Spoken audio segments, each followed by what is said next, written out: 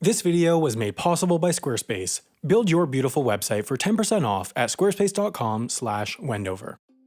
Imagine a train that took you from Washington, D.C. to Dallas, Texas in 9 hours, or Paris, France to Athens, Greece in 9 hours, or Adelaide, South Australia to Perth, Western Australia in 9 hours. These train trips actually take 44 hours, 44 hours, and 41 hours respectively, so the idea of making any of these trips by train in 9 hours seems almost absurd. In China, though, that's reality. In September 2018, the country opened up a brand new high-speed rail route with direct trains from Hong Kong to Beijing. This is about the same distance as DC to Dallas, Paris to Athens, or Adelaide to Perth, and yet these trains make the trip in only 8 hours and 56 minutes. What makes this even more impressive is that 10 years ago, in 2008, at the time of the Beijing Olympics, China's high-speed rail network consisted of this. We'll have to zoom in because the extent of the network was one 19-mile-long maglev train from Shanghai Airport to the outskirts of Shanghai, and a traditional high-speed rail line from Beijing to the coastal city of Tianjin. Today, 10 years later, that network has expanded into this. China has 8 times as much high-speed track as France, 10 times as much as Japan, 20 times as much as the UK, and 500 times as much as the US. In fact, China has as much high-speed rail track as the rest of the world combined. It is staggering the amount of progress they have made in such a short amount of time. Traditionally, high-speed rail exists in small countries with rich populations by the likes of Germany, France, and Japan. China is neither of these things. The country is enormous, about the same size as the US, and is also not rich. While no longer poor, China is definitively a middle-income country. It's about as rich as Mexico, Thailand, or Brazil. In fact, despite being the country with the most high-speed rail in the world, China is also the poorest country in the world to have any high-speed rail. Despite the country's vast size, China's huge population makes it very dense, especially in the east half. This means that China does have large cities close enough together where it makes sense to take the train rather than the plane. Trips like Guangzhou to Changsha, a distance of 350 miles, take an hour by plane or 2 hours and 20 minutes by train. When factoring in the time it takes to check in, go through security, and board, it absolutely makes sense to go by train when traveling between these two cities, even without considering that the high-speed train is cheaper than flying. High-speed rail even makes sense in China on longer routes where it wouldn't in other countries. Beijing and Shanghai, for example, are about 650 miles apart. Normally, that would be too far for high-speed rail to make sense. Paris and Barcelona, for example, are 500 miles apart, closer than Beijing and Shanghai, but only 2 high-speed trains a day run between the two cities compared to about 20 flights. Between Beijing and Shanghai, on the other hand, about 50 flights run per day compared to 41 trains. Considering the trains carry far more people each, up to 1,200, trains are therefore the dominant means of transport between these two cities.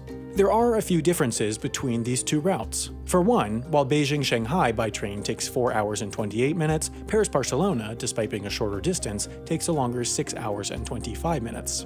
The other factor, though, is about the competition. Europe has an efficient air transport network dominated by budget airlines that are often far cheaper than trains. You can find tickets for flights between Paris and Barcelona for as little as $12, while the cheapest Beijing-Shanghai flights go for $74. Air travel within China is also far from efficient. China Southern, China Eastern, and Air China, the 3 largest Chinese airlines, arrive on time an average of 67, 66, and 63% of the time, respectively. A big reason for this is that there's just not enough room in the skies. A majority of China's airspace is military-controlled, meaning that there are just these narrow flight corridors that account for 30% of airspace where civilian planes can fly. With tons of planes and not much room to fly, planes are frequently delayed by air traffic control to wait for the airspace to clear up, which leads to the abysmal on-time ratings of the country's airlines. While the Beijing-Shanghai flight takes only 2 hours, the potential of delays, along with all the other factors that make air travel slower, help make the train the popular means of transport on this longer route.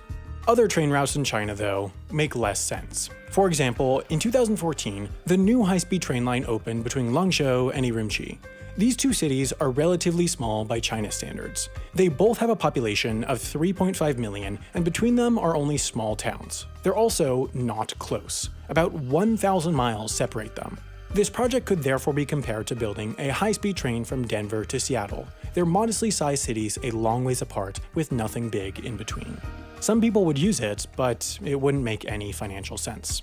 In China, Langzhou and Urumqi are not small cities, but there's really nothing big in between, and at that distance, there's no sense not flying.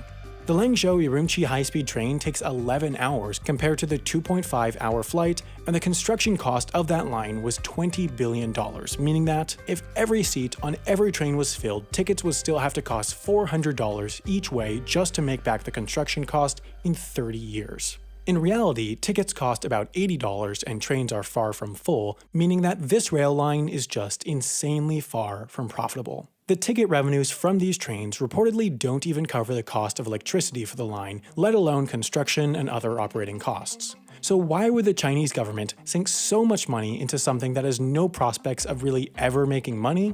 Well, politics. Urumqi is the capital of the Xinjiang province. While 92% of China's population is Han Chinese, the Xinjiang province is primarily Uyghur, one of the minority ethnic groups of China, and there has been an ongoing, fairly strong separatist movement by the Uyghurs from China that has often turned violent. The central government in Beijing, however, wants the Xinjiang province to be just as integrated as the rest of the country, and has tried a variety of methods to force this, including moving Han Chinese into the region and the imprisonment of Uyghurs in so-called re-education camps. The high-speed train is just the most recent tactic to bring Xinjiang closer to Beijing, and this is no secret. The central government is fully upfront in saying that the line was built to promote, as they call it, ethnic unity. This isn't the first time that they've used this tactic of railroad politics. Tibet, a region even better known than Xinjiang for its independence movement, was the last region in China not to have a railway due to its small population and intense terrain. The central government still wanted to build one, though, to bring it closer to the rest of the country, and so they did.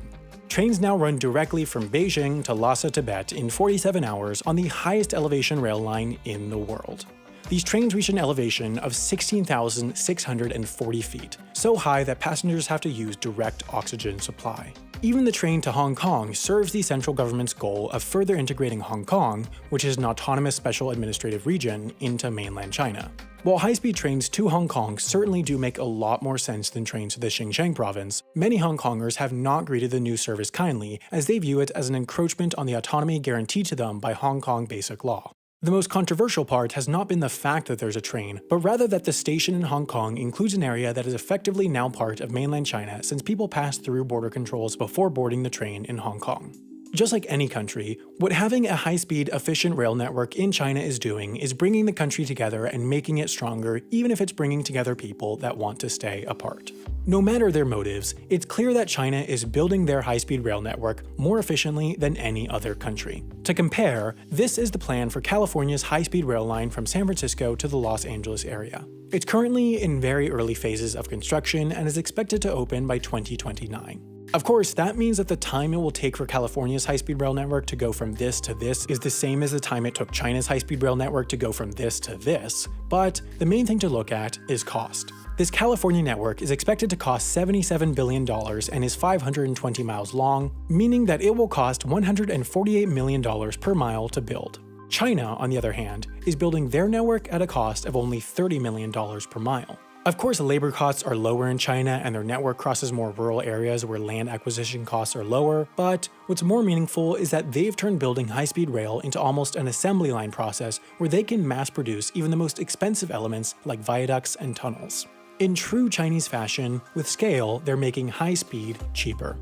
The big difference between China and a lot of the Western world, particularly countries like the US, Canada, Australia, New Zealand, and the UK, is that high-speed rail is at the top of the government's priorities. Unsurprisingly, given their government structure, in many ways, China has placed social benefit, at least by the definition of the central government, ahead of profitability when developing their high-speed rail network. High-speed rail lines just aren't as profitable as other means of transport, like planes, but they are undoubtedly better for countries, so you have to consider the social benefit when looking at their overall profitability. For the San Francisco to LA high-speed rail route, for example, one study found that the social benefit derived from lower carbon emissions, higher worker productivity, and reduced casualties from fewer people on the road would be equivalent to about $440 million per year.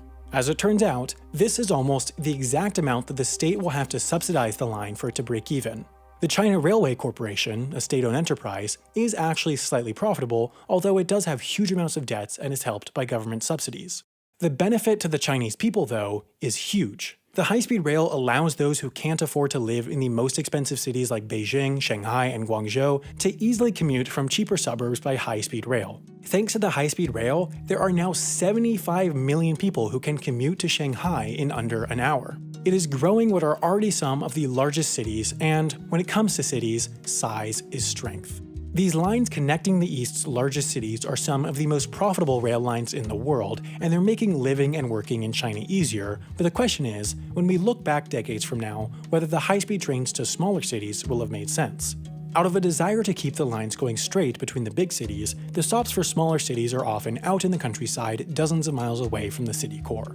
The high-speed station for Hongyang, for example, a smaller city of only 1 million, is about a 45-minute drive east of the city center. The hope is that new development will spring up around the stations, but this network structure, even if it saves time on the train, wastes time before and after, which degrades the benefit of high-speed rail. In all, China is really the first country to have experimented with long-distance high-speed rail through less dense areas in its west. In the east, though, these trains are enlarging the country's economic power. It's just one of the many factors speeding up China's catch-up with the world's richest countries. Even though China is building these trains for less and innovating on the construction of high-speed rail, the real reason why China is so good at building railways is because they have the one thing that almost every other country lacks: the political will for high-speed trains. Whenever I'm looking to launch something new, one of the first things I think about is how to present it online. I think about domain names, emails, websites, and where I always go to do all that is Squarespace. As you probably know by now, Squarespace is the all-in-one solution to building a web presence for whatever you do. Being in the internet age, it's incredibly important to present yourself well online, and Squarespace's beautiful designer templates, customizable website builder, and 24/7 award-winning customer support help you do all that for a reasonable monthly cost. It's a much better solution than learning how to code a website or paying someone thousands to do it. It is also, of course, made easier by the fact that you can get 10% off by going to squarespace.com/Wendover, and you'll be supporting the show by using that link.